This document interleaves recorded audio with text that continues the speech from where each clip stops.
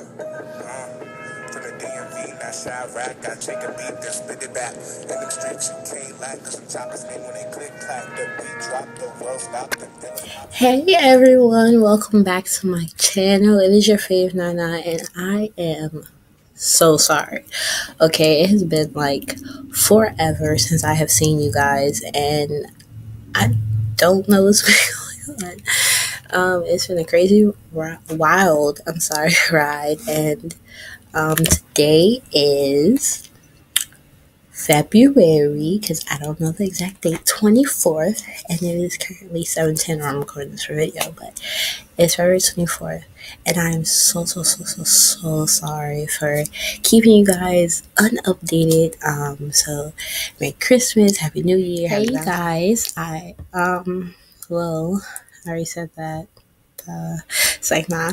Okay, so I'm trying not to, Okay, so like I said, today is February 24th, and here's a little update on what's been going on in my life so that way you guys can recap everything. First and foremost, let's see, it is spring semester of my freshman year. So fall semester has went past and all that stuff.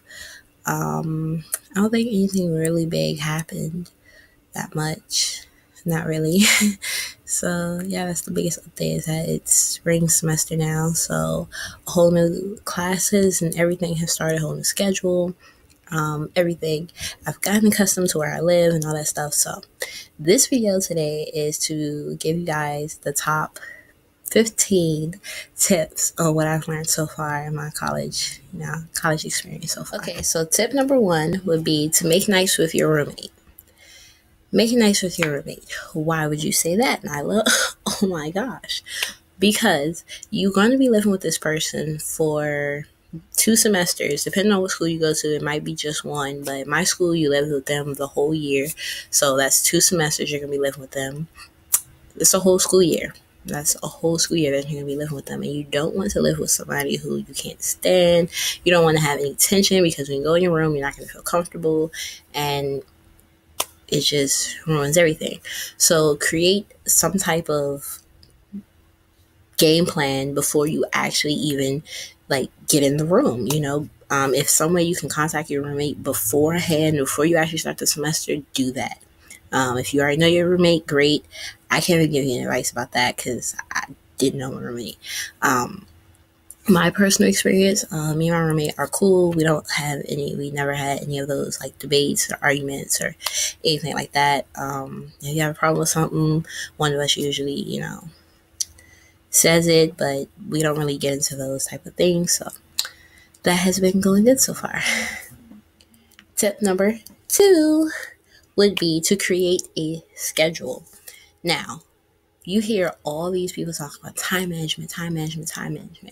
If you're a type of person like me who doesn't really go with schedules, you kind of go with more intuition and stuff, it may work, but it might not. Okay, you're going to need to create some type of schedule, even if it's not minute by minute, hour by hour. You need to create something where it's a foundation so that way you know what you're going to do on a day-to-day basis, just in general. If you know that you love going to the gym, but you have classes all day, but you need to know what time block is good for you to go to the gym. You just need to create a schedule. Make sure that you add eating into your schedule. Make sure you add your social life and all that stuff, but create a foundation schedule, because not having a schedule, it really kind of plays into the whole time management thing. And if you don't have a schedule, it's kind of hard to manage your time if you don't even know what you're managing, because you don't have a schedule. You don't know what you're doing. You're just going by ear. Please make a schedule. That means have a planner. Tip number 3, have snacks. Seriously, have snacks, because regardless of how good your cafeteria food is or how bad your cafeteria food is or whatever is going on with your school and your meal plan, you always want to have snacks in your room, because you don't know, something may happen where you get really, really hungry at a certain time and your diners or cafes, whatever, might close at a certain time and you may be starving. So make sure that you have snacks. I personally had a whole bunch of noodles. My friends probably ate more of them than I did.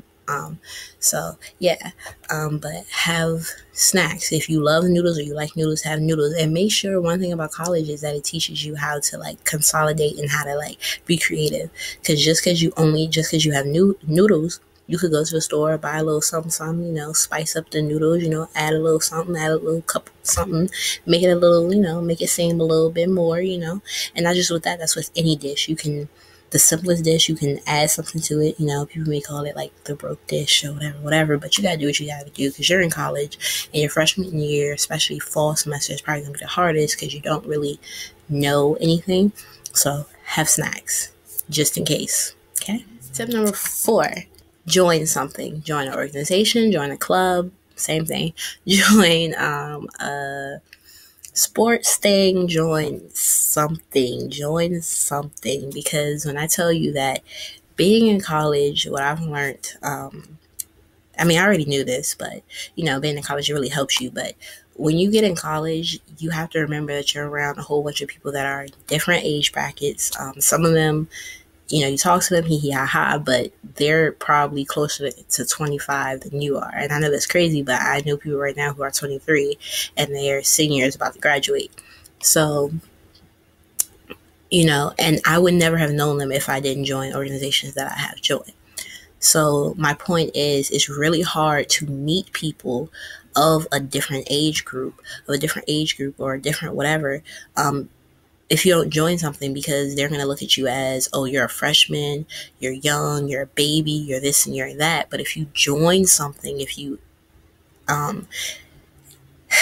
get a part of an organization or a club or a sports team, they're going to see more of like a different side of you, and they're going to be like, okay, he's cool or she's cool, or they're this and that, and it's a better way to meet new people and all that. If you're really, really shy, join an organization that helps that. It could be the smallest organization on the campus. It could be the biggest. It doesn't matter. It could be, we have on my campus, we have modeling troops. We have dancing. We have step teams, non-Greek step team. We have the Greeks. We have the band. We have our sports teams. We have all different types of clubs. We got theater clubs. We got clubs like the DMV club. We have, what is it called? Can't think of the word. Community service type clubs. I couldn't think of the word. Community service type clubs. We have a big, wide range of variety of different stuff. If you want the full college or university experience, please not only join something. I'm sorry I keep moving the camera, y'all. But please not only join something, but actually have school spirit. Like, oh my gosh. That is a really main thing. If you really want to really experience the full, life of your college and university, you have to have school spirit. If you don't have school spirit or you don't have school pride, you're not going to experience anything. You're going to just be sitting there where everything that you do, everything that you decide to see or look at or whatever, you're just going to be sitting there looking upset and like, because you don't even have any school spirit. Go to the games. You don't have to go to every game. Don't do that. No. But go to some games. Go to some of the events on campus. Just do stuff on. Please do not skip class. If you do, please know how many classes you are allowed to skip without your grade being dropped or without you being kicked out of the class. College universities treat you as an adult. That is one thing that you have to know. They tell you what you're allowed and what you're not allowed to do at the beginning of the semester. After that, that was your one warning. It's like a job. You get your one warning. That was your one warning.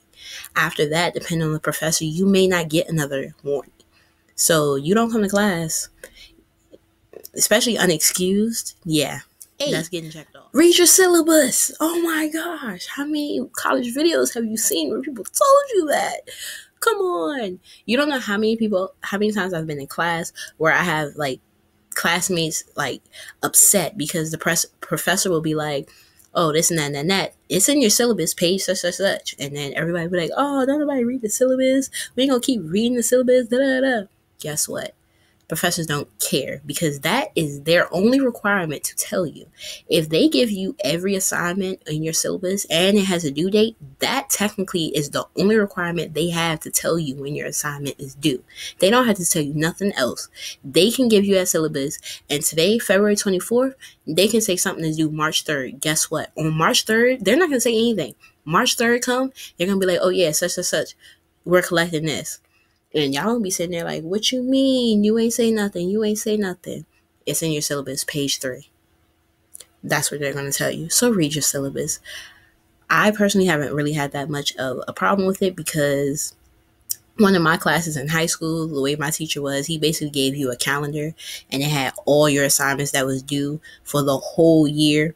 And it was like, you knew. So it was like, if you didn't read the calendar, you didn't know what assignments was due. That's how it is in college. College, they give you a packet. Some syllabus can only be like 1 page, some of them 2, 3 pages, some of them 5, 6, 7, 8 pages. It doesn't matter. My English teacher, very strict. She reminds me of my English teacher in high school.